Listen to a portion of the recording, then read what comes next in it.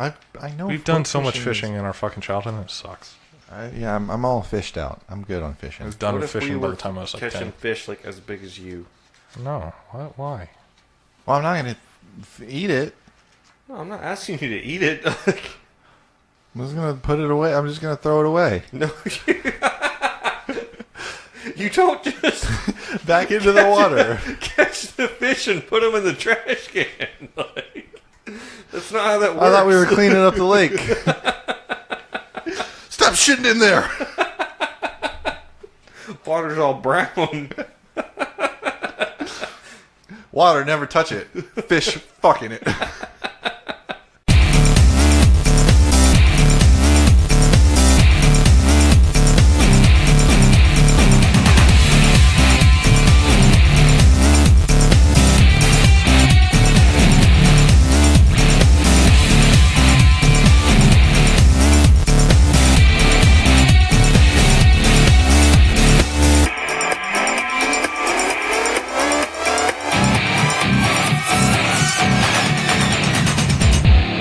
Hi, welcome back to the Radial Podcast.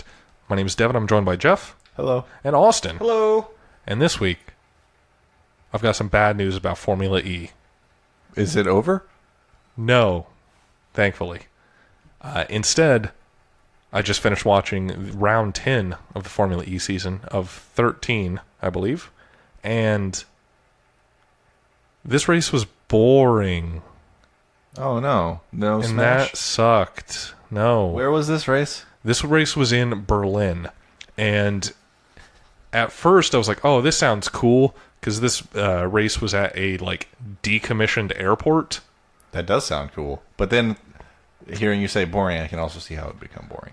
So the track was very wide compared to what I'm used to. At some of the corners, they could have gone 5-6 cars abreast. At the widest part of the corner. It's they made these fucking corners way too wide. Huh. It was weird.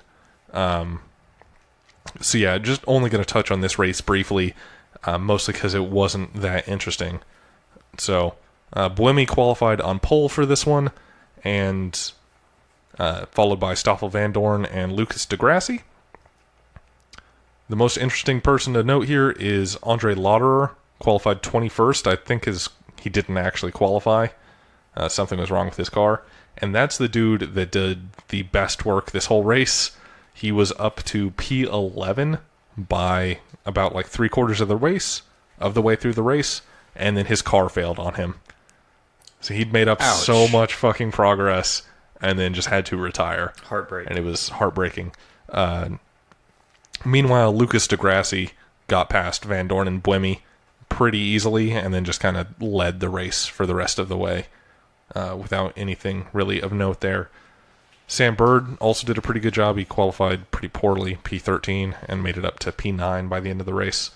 But yeah, really not a lot to mention. There was one full course yellow, but it was because somebody's rear axle locked up, and just oh, yep, I can't move my car anymore, so I'm just parked in the middle of the straight. He wasn't thinking about drive shafts. Yeah, you got to be thinking about drive shafts. Got to think about drive shafts. So de Grassi won, followed by Buemi, and Jean-Eric Vergne also had a pretty good race. I think he started P7 and made it up to P3 by the end. So Jean-Eric Vergne now leading the Drivers' Championship with 102, followed by Lucas de Grassi with 96, Andre Lauderer with 86, and then DaCosta with 82, and Robin Frenz with 81. So, as you can kind of see from the drivers, Techeetah still dominating the Constructors' Championship with 188, followed by Audi with 163, and then Virgin is way back with 137. So technically anybody could still win this, but Techeetah has a huge lead in the Constructors. A fairly huge lead compared to where we've been the rest of the season. But yeah, so that's all about that Formula E race. Pretty boring. I'm excited for the next one, though, which is, I believe, Switzerland? Neat. I hear they have mountains there. Yeah, I've heard that. They do. They have the Matterhorn, and I like that mountain. I thought that was a Disney thing. What? Isn't there a thing at Disney called the Matterhorn also? I think so. Yeah, what? I thought so. I'm making a goof. Magic Mountain? No, I'm talking about the Matterhorn. This sounds like a... I want to unsubscribe for your Matterhorn Facts podcast. I'm pretty sure. It's not a fact, but it is a Matterhorn pretty sure. I'm on Google right now. Disney Matterhorn. They have chocolate. Switzerland, yeah, they do. They guard the Pope. Oh, they make watches. As it turns out, they also make watches. Yeah. Here they have some pretty fantastic roads, too. Son of a bitch. Gotcha. Matterhorn. Is that Magic Kingdom? In like Disney World or Disneyland? Disneyland in California is the only one with a Matterhorn, right? So there you go. Yep. That's why I hadn't heard of it, because it's the fake Disneyland World, Disney Park. I mean, there's only one Disneyland. It's true. Well, There's more than two. In America, there's only one Disneyland. Okay. So the only one that counts. And there's only one Disney World. Right? Yeah. I don't know. I don't know. how I don't this give a works. shit about Disney. Okay. Anyway, speaking of races that were boring, Super GT was absolutely not boring. That race kicked ass. It was in Suzuka, Mie Prefecture. And this was round 3 of that Point season. to it on the map. It's where Japan is, man. Japan. Sorry, I was looking for Japan and wasn't seeing it. I bought a world map for our audio podcast. That way I can point at this map, which also makes me look away from the mic. So it's just like, yeah, listen to this audio quality. Anyway, Suzuka. Formula One races here. I don't know if you knew that, I did. but it's true. So this know race that. is 52 laps, Hit and me with the pole setter's lap qualifying time. don't have that. And Super Formula is what you'd be interested in probably there. No, I'm also interested in this. I want a nice baseline to figure out how fast these cars truly are. Oh, you Because should, I have no idea. yeah, you should look it up. They could be like golf cars. I think I don't know. looked this up last year. I mean, they're faster than LMP2 cars. Prove it. You prove You it. prove it. I've got asking- shit to talk actually, about. you just said the shit, so the burden of proof. Yeah, you can't. on You you. can't just make claims. I'm just asking for. Oh, information. no, I just make claims all the time. Yeah, I'm saying gonna that's stand by true. them. They're faster than LMP2 cars. For sure. For sure. So yeah, this lap's 52 laps. 52 race laps. I could have said. That would have been a better way to save that. Which I did not do. And as I believe I mentioned last time, this race is dry the entire time. So there's none of the like rain problems that have plagued every Japanese race I've talked about so far this year, which is kind of nice. It's weird to be like, yay, I'm happy about a dry race, but here I am. What are you looking at me for? I'm just attentively paying attention to your storytelling about the Super GT race. Sorry, I thought you'd looked up a pole time, No, but you failed to do so. Speaking of pole, the AU Toms is on pole. Kaz Nakajima is driving that car. He's Nick Cassidy's teammate in Super Formula, and he's also Alonso's teammate in WEC. So, that is him. Speaking of Nick Cassidy, he qualified P2. P3 is the Arta NSX. P7 is the Raybrig NSX of Jenson Button and Naoki Yamamoto. And Yen Martinborough's GTR is back in P13. Yan's season not looking... It's only round 3, but not looking good. But it's really not looking good for any of the GTRs.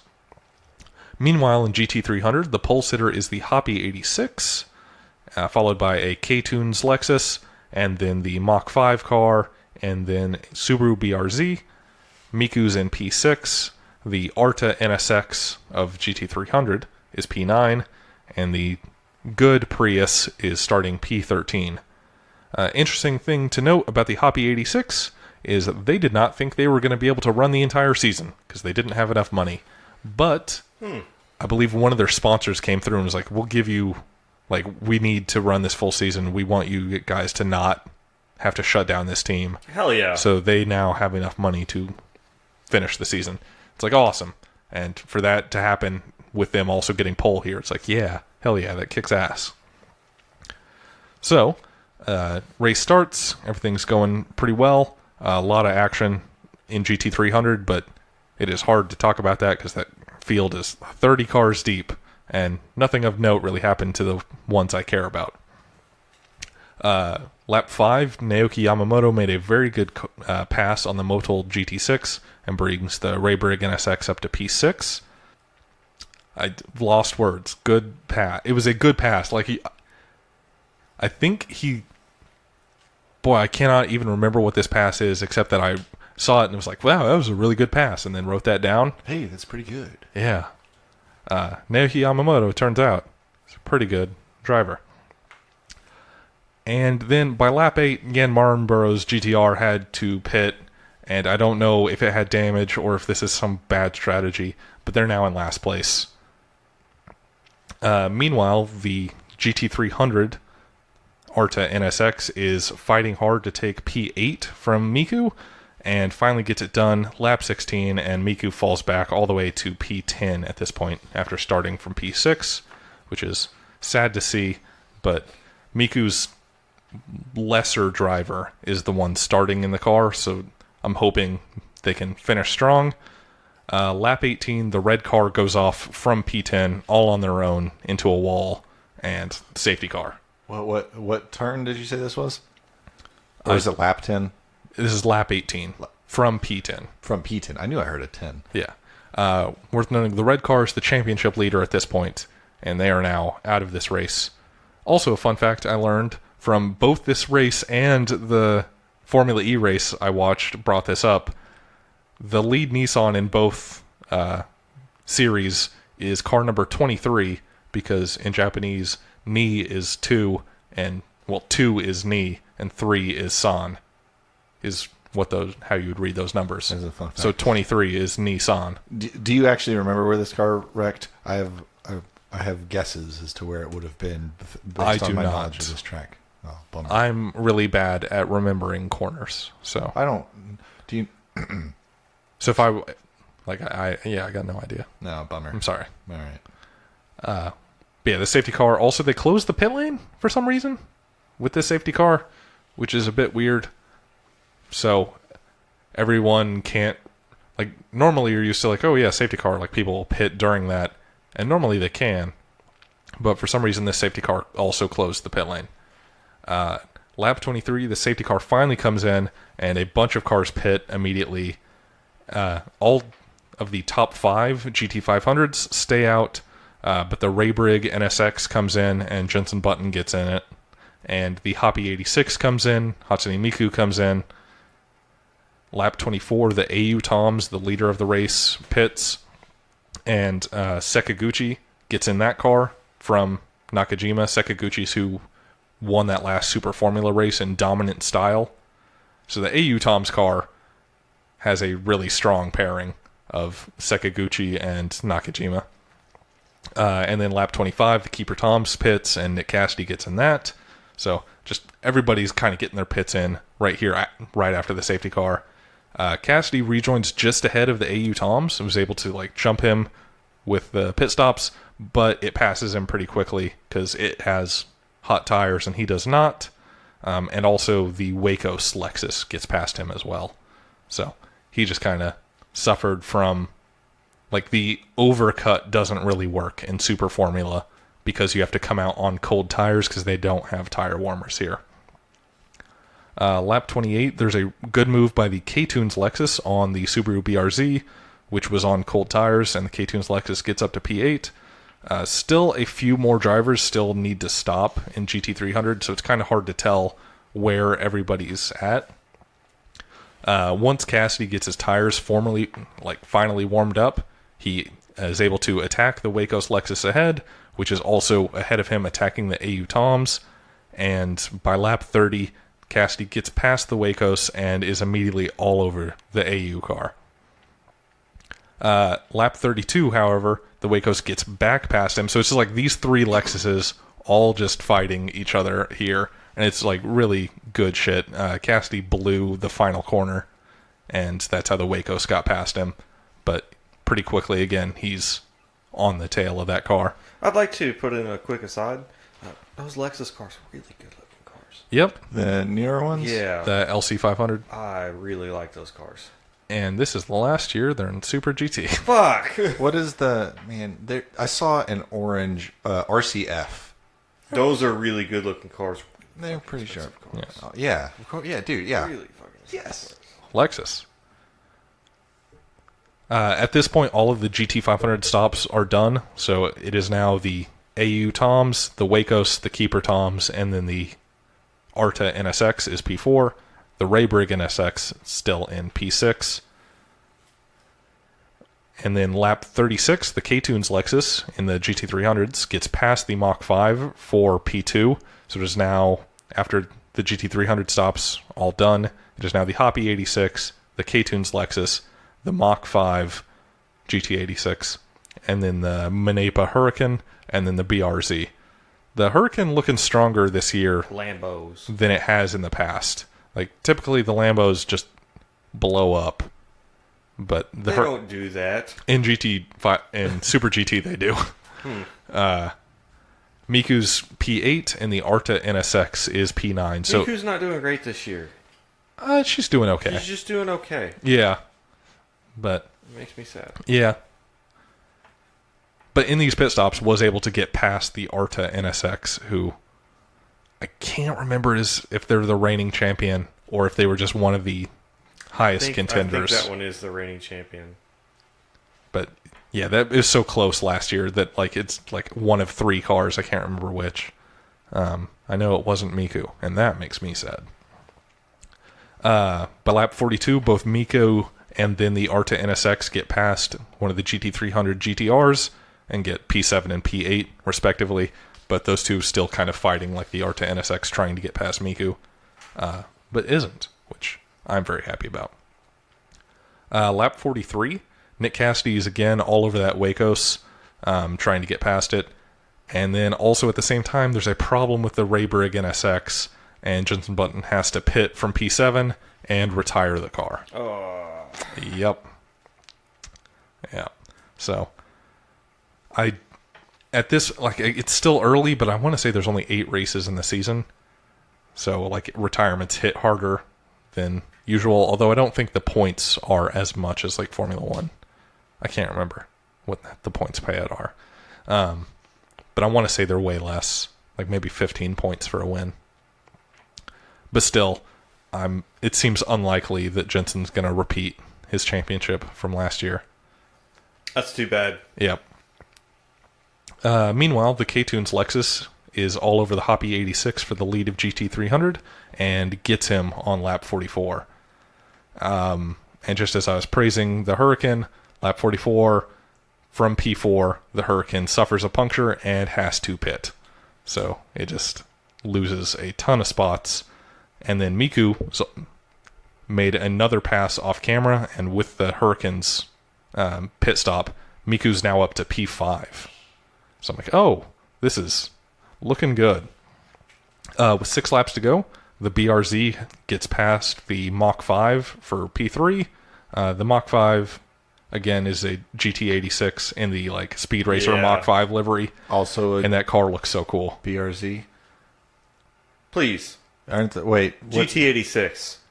There is a BRZ. But isn't BRZ and GT86 the same car? Yes. Okay. But you were triggering some people. The BRZ is badged Subaru, and the Mach 5 is badged Toyota. Okay.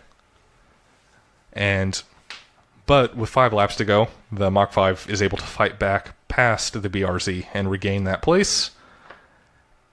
And with 4 laps to go, there's a lot of like traffic that the leaders are going through, and Nick Cassidy is able to, in all of that traffic, get past the Wacos Lexus that is like having to slow for this traffic. And he just like perfectly navigates through all this shit and makes a really, really cool pass.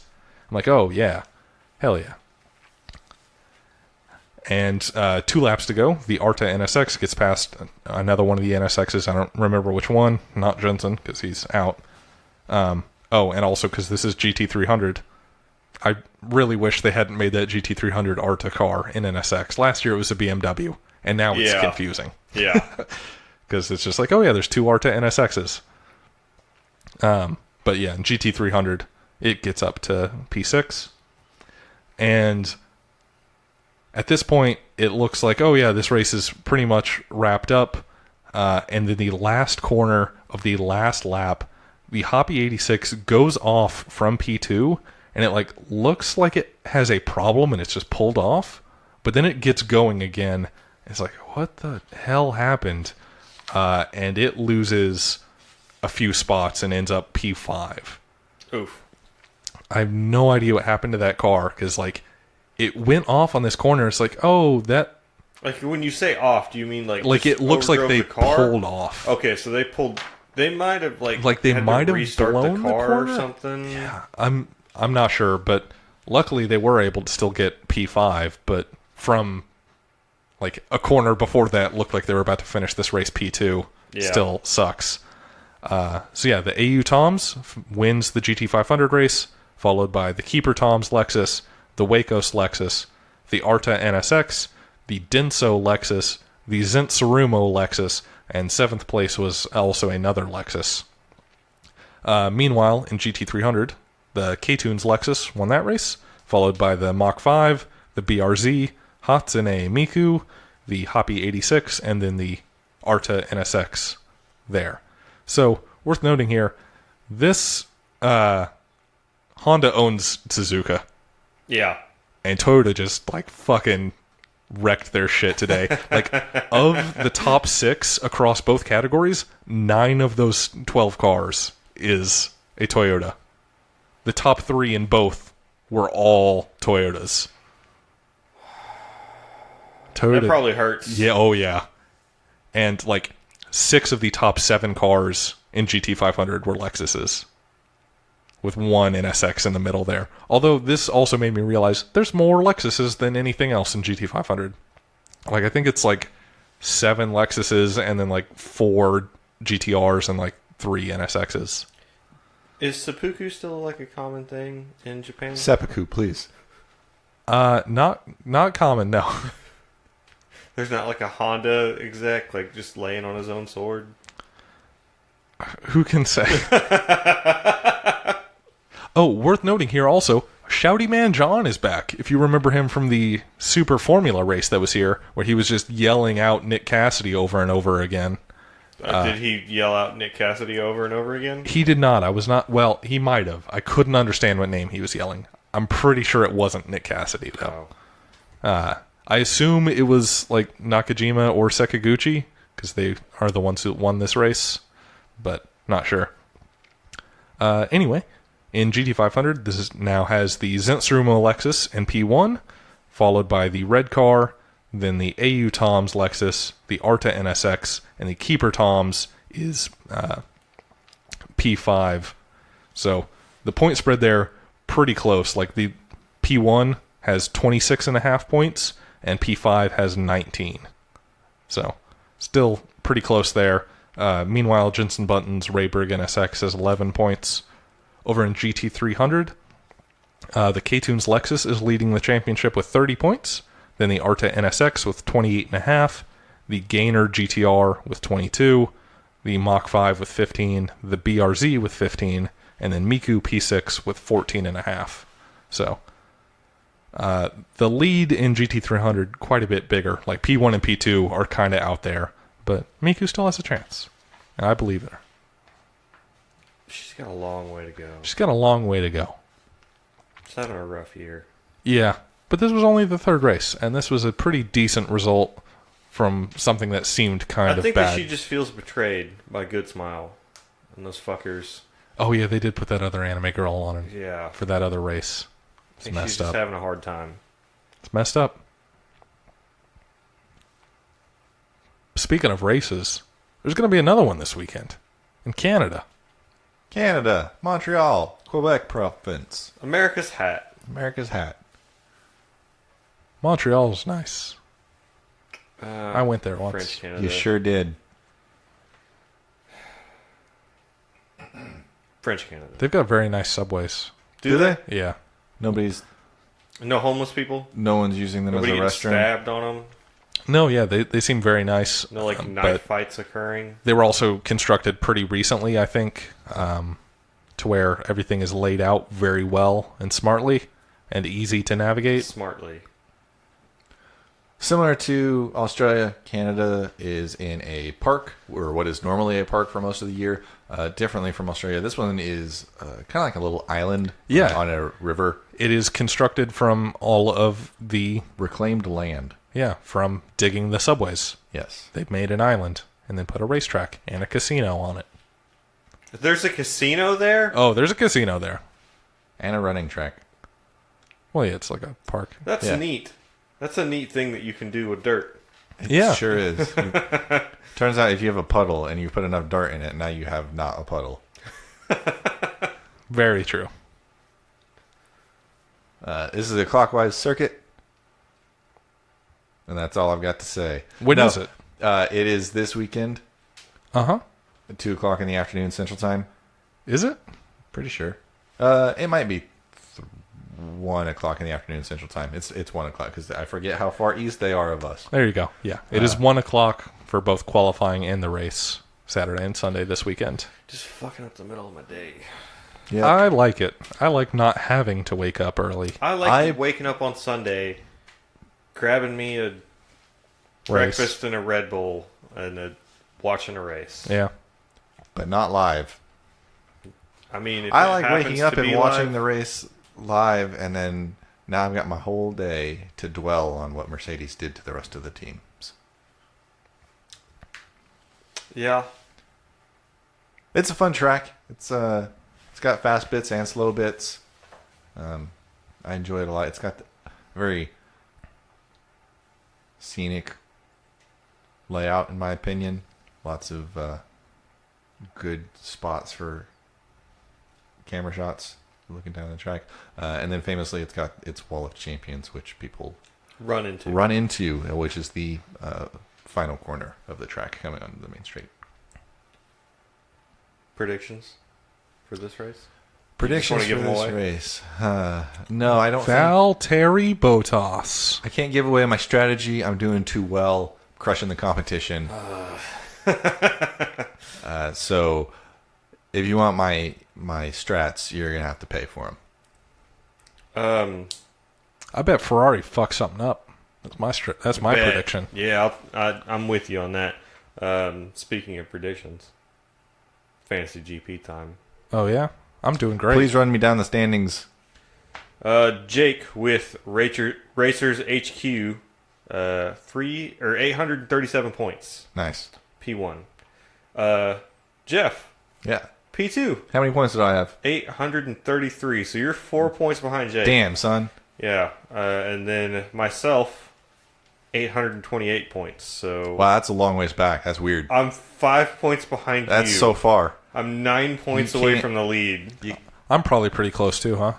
Well, how many points do I have? Surely, yeah. Hang on, we gotta keep going down the order here. Then Mr. Daniel, the superfan, 820 points in P4. Zachary Carroll in P5. Daniel's buddy John in P6. Robbie Veerhout, P7. Adam Nielsen, P8. Devin. Yep, that's me. P9, 717 points. Oh, I'm pretty close. I'm pretty close to the lead. Shit. That's a ways back. But yeah, I mean, the rest of the standings, I feel like the bottom three just stopped putting predictions in. Wait, what the fuck? You're saying the only way I can beat people is if they don't participate? Yes. So it's fucked up. I believe in those guys. My wife forgot to put in predictions for one race so far, but she's like 300 points back. Ooh. Yeah, so it's possible to come back. Everybody forgets a race at some point. Yeah, that's true. Like, none of us have done it yet, but it's inevitable. Not this season. But we definitely did last season. I missed a lot last season. But, in all seriousness, it's a pretty close top five. We're all it's like Formula E over there. Pretty close. What's the point spread between 5 and 1? Is 29 points. Wow, yeah. But 30 between 1 and 6. So, nice. Yeah, I mean, it's anyone's really game except for Devin. Fuck you. Yeah, Devin's pretty far back there. Aaron just texted me. She's like, she forgot 2 races. Okay. That makes more sense. I was Yeah. like, how do you lose 300 points in one race? Yeah. So, there's that. Don't forget to put your predictions in for this weekend. I'm in the boat of I'd try to wait for FP2 to be done at a minimum if I can. FP3, which like this weekend it'll probably be FP3 that I wait for the results of and then put it in because I'll have time and it's not at 4 in the morning. None of them have been at 4 in the morning. Just it's all inconvenient for me. Sometimes I'm sleeping, sometimes I'm working, sometimes I'm doing other things. Prioritize. I did prioritize. Not well enough. Look at you, P3 sucker, shithead. Now I'm prioritizing other things in my life. Like what? I purchased a car Oh, yeah? and some shoes and shorts to go with it. It scared me a little bit earlier. It was louder than I thought it was going to be. Yeah, it's pretty loud. It's got a good volume at idle. It was just not that in the garage rev that I was like, Christ. Yeah, when you Deaf should now. tell people what this car is. It is a 2004 Corvette Z06 commemorative edition. So it commemorates the 2002 and 2003 Corvette Racing GT1 program at the 24 Hours of Le Mans. That team is where the Corvette Racing Skull came from in 2005. It's a very good car. The first American produced vehicle to come with carbon fiber. Bro, you sound Really? like such a fucking Corvette owner Yeah, right now. I am. But Are you going to get a Jake tattoo? no, because Right that's on a your C6 calf. thing. Oh. It's a C5. I thought you just said that it came from that. After the Which is it, Mr. Corvettes? Yeah. Have you even been to the museum? fuck yes, I actually have. Why didn't you buy a C4? Because they're terrible. It's true. I'm not asking my follow-up. It's a very good car. Very fucking fast. It's blue. It is blue. It's Le Mans. They're all blue. There's like Oh, they... Really? Yeah, for that particular Yes. Were those... package, they were all blue with those stripes. Were the Yep. cars they're commemorating blue? No. yes, the livery is that color with those stripes. Oh, neat. Huh. It's awesome and I love it. Well, good. I'm happy for you. I'm very happy. It's a very nice car. I'll post pictures of it. I also did car stuff this weekend. What'd you do? I did the most Awful. inherently fucking awful thing I've ever done with a car, and that was replacing the alternator in my Mazda Tribute. It involved me scraping all of the top layer of skin off of my hands to get the filth off. It involves removing the wheel, the passenger front wheel, then removing the brakes, then unbolting the wheel bearing from the strut. We just did all that. Then, hang on, I'm not done. And then I had to remove the fender liner. Then I had to remove the drive axle and intermediate shaft, which made me dump out a quart of transmission fluid into a pan, which I then later dunked my own stupid fucking head into because I was trying to figure out how to get to the damn bolts because there's a stupid plastic shroud on the back of the alternator to protect it from, I don't know. I dunked my head in transmission fluid, man. I've never been more angry. Did you take my advice? Did you use lemon juice? No, I went and showered with Dawn dish soap, and it worked really well. Yeah. The smell stays even though with... No, luckily, this transmission is only like 2 years old. Has So it been it's 2 years? Yeah, it's been 2 years. Damn. So fluid in it, ooh, clean, Really clean. very clean. It was looked like it came right out of the bottle. So I was Alternator? very happy with that. Not very clean. No, alternator is very dirty because I think the front main leaks on the Tribute, and so it just slings that all around in there, and so it was gross. Yeah. I elected not to put the shroud back on the back of the new alternator because I figure that might shorten its lifespan a little bit, but realistically, the Tribute's lifespan's probably not that much more than the... I think it'll keep going. I think that it's still got quite a bit of life left in it. An annoying amount of life left in it for somebody who wants a newer daily. No, I don't want to pay for anything is the thing. I would prefer it ran forever. It might. It could. It's the nicest Mazda Tribute that I know about.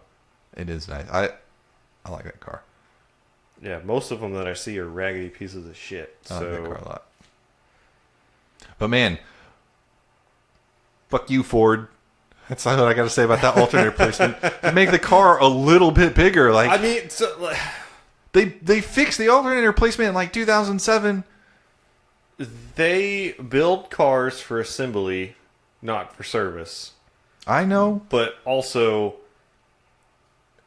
Oh, sorry, I left one part out. After I got the alternator unbolted, guess what doesn't come out of the car? The fucking alternator. I had to unbolt an engine mount and jack the motor up to try to get it enough space to get it out through where the drive axle was. That reminds me of a time where we cut the frame rails out of a Taurus. I didn't cut the frame rail. I notched the pinch weld a little bit.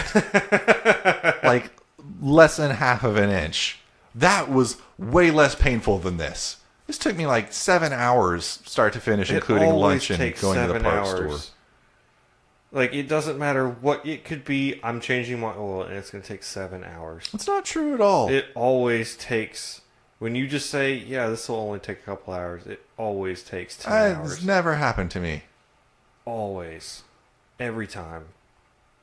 And then I have to call my buddy Geoff to come stab transmissions. Like... It's every time I work on something, I get mad. So now I just want to pay other people to work on shit. Yeah, there's a point during this where... So I skipped a step in how I was supposed to disassemble this car. You're supposed to remove the drive axle from the intermediate shaft by where the CV joint is. Yep. And there's a way that you do it where you just kind of like hit the backside of the drive axle and it kind of just pops off the CV joint. Skip that step, and I just removed them as a single piece. Was that a bitch to get back together? Like, no? No, not really. Like, it kind of just goes right in, and there's just like two teeny bolts that hold the intermediate axle in it, which was kind of surprising. I'm amazed at how that works. But anyway. You dunking your head in transmission fluid. Yeah. That's the one standout moment of this whole project. No, yeah. I mean, that doesn't sound like it's that bad. Like, it just sounds like it takes a lot of time. Oh, no, it was while I was taking that out, and before I figured out that, well, what if I just remove these as one piece instead of trying to separate the CV joint? I was like, why the fuck did I not just take somebody just to deal with so I didn't have to do it? Right? Like, there was seriously a point in this where I was like, I'm to that this point is in my so life fucking where I stupid. just don't fucking want to work on anything. yeah, but in my mind, also... Concrete's gotten harder. I've gotten softer. Like something is up. I think you've gotten older. Is what's happening. Like, it's Tuesday, and this was on Sunday, and my lower back and my shoulder blades are just bruised. So this is hips. a trick that my dad taught me. Cardboard Or carpet. Yeah. And guess who works at a flooring store? I don't. I can get carpet remnants. My Corvette's sitting on carpet right now. On plush brand new carpet. So luxurious. But like it absorbs oil. It's nice to lay on.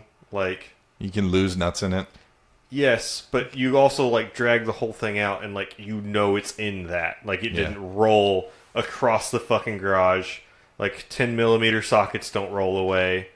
Like There was a point in time that I replaced the belt, and then I was getting ready to put everything back together, and I lost my 3/8 ratchet. I was like, where the fuck is it? Like, I was like, here's a quarter, here's a 3/4. Like, where the fuck is this thing? Son of a bitch was fucking... I left it in the tensioner.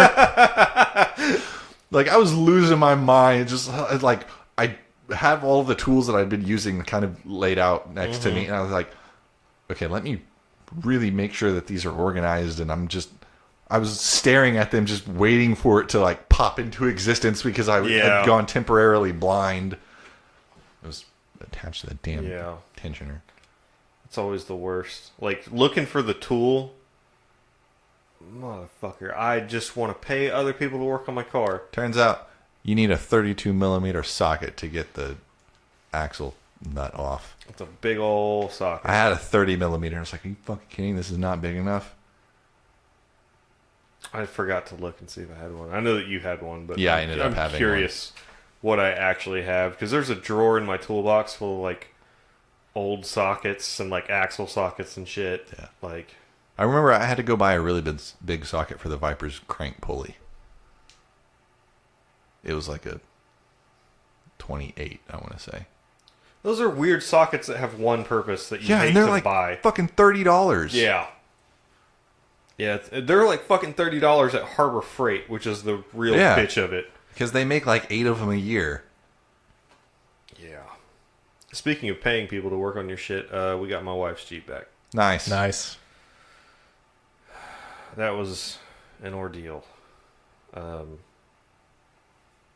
So they got busted on like some Dieselgate bullshit. We've talked about that. And I got an extended warranty, which is fucking great.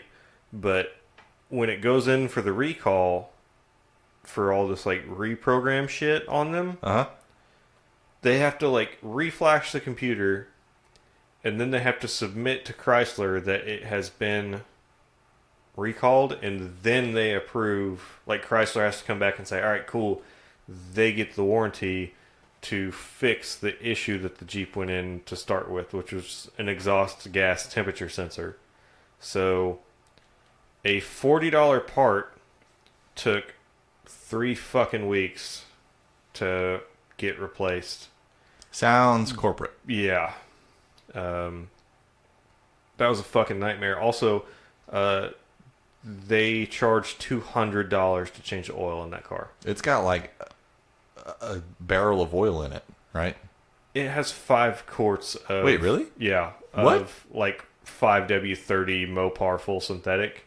Wait. It has this... It doesn't have some weird crazy diesel oil? No. I mean, it's going to be like diesel oil. Like, it has additives in it.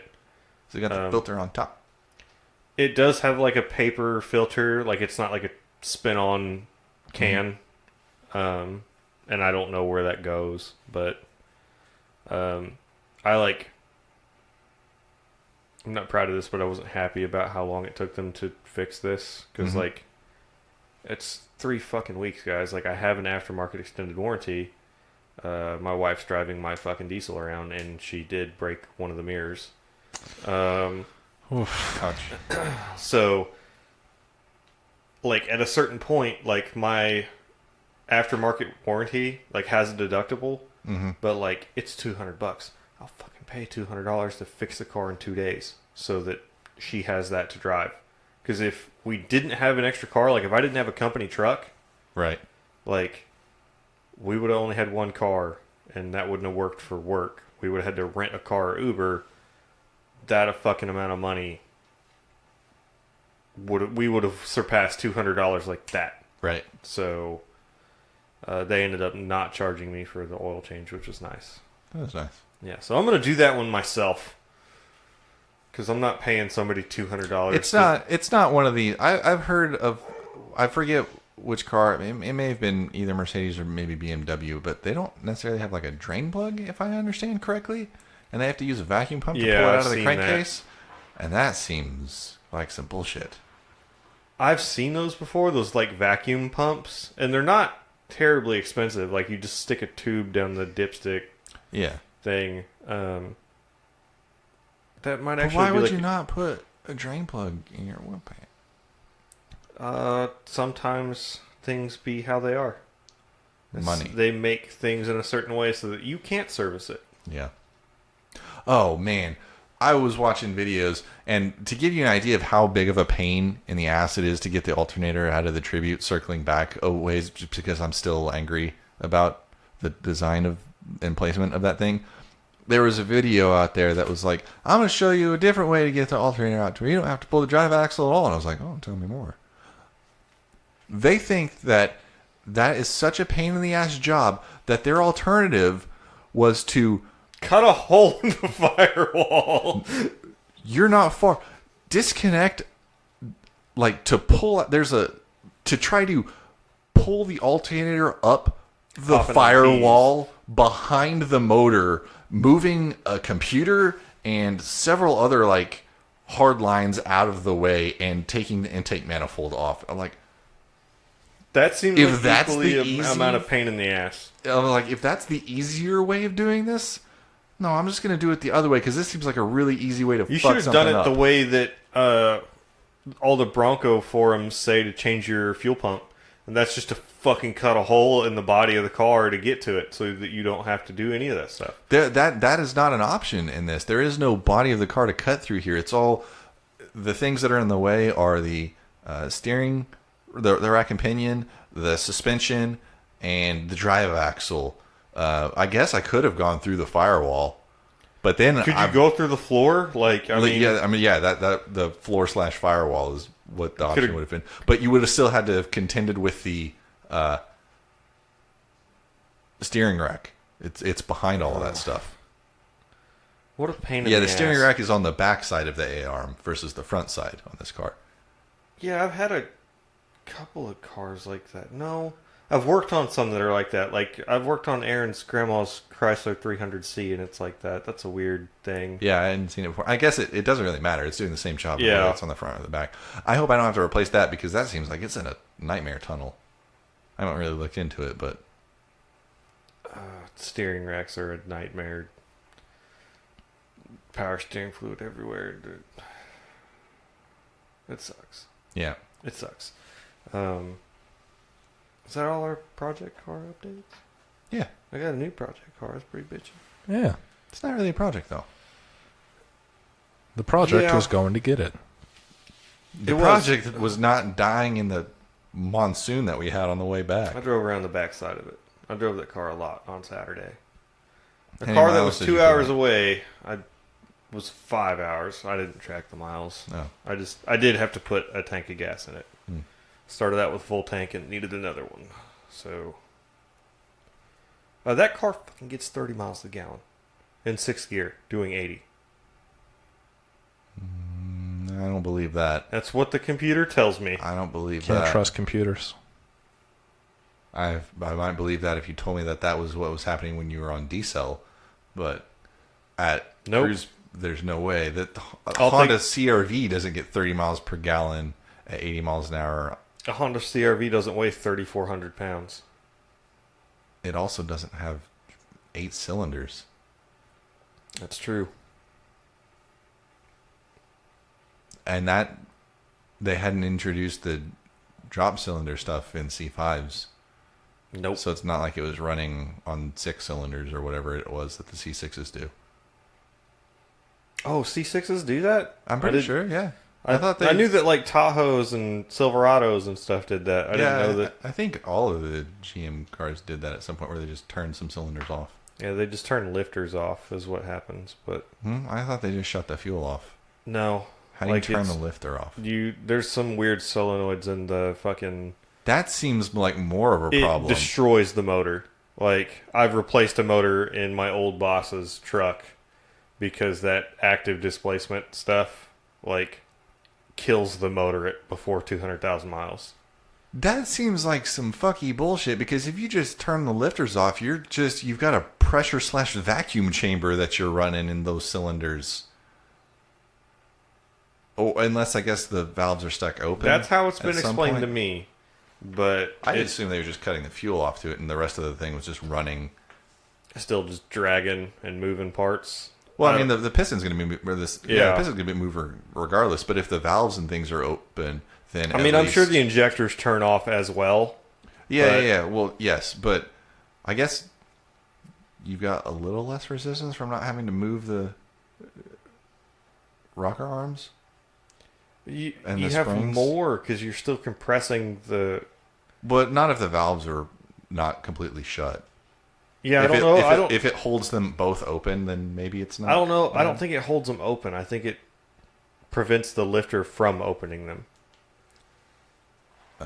Yeah, I guess their default position I'll have is to closed. look back into this. Not that it matters for anything related to us, but Write in, let us know how the cylinder. yeah, if skip you stuff actually works. know how this works, let us know in the radio podcast crew. Yeah. Devin looks like he's bored to death. What? Devin, tell me about. No. Devin doesn't care about cars. He Oh. also hates my stripes. It's true. Devin doesn't like cars. I like racing. But as someone who soon will not own any cars, although I guess technically still own one, I will soon not really care about consumer vehicles. Cars are good. But race cars, you know what's better? Trains. Make this all Race right. trains. Let's. Yeah, this is a trains podcast now.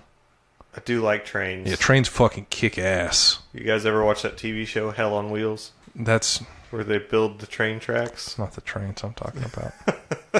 Talking about I saw they a raced a cowboy. horse against that train. Yeah. Played a video game about that once. You did. Cowboys and old trains that roll coal. oh, you mean steel horses? I thought that's what they called semis. No, that's what they called trains. Goodbye. Goodbye.